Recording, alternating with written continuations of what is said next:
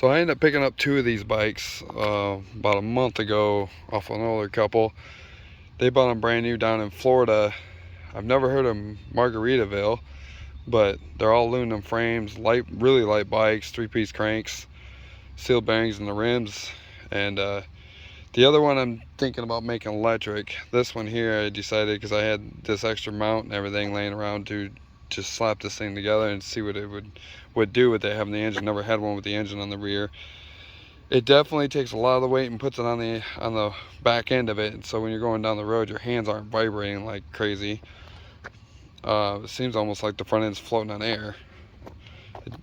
I end up putting a tack on it so I could actually see the RPMs.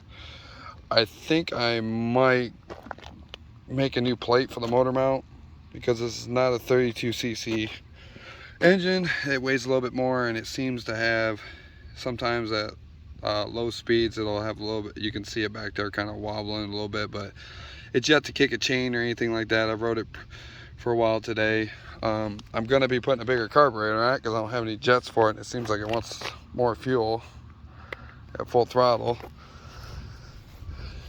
And on the tank, I end up having to use straps, plumber strap, to put the tank on, because the tank's too small for that tube, the upper tube on there.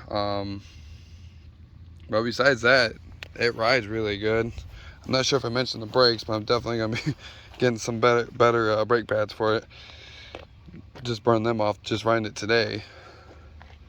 I did put a kill switch. I ended up mounting the kill switch right there on the side cover. So that works now.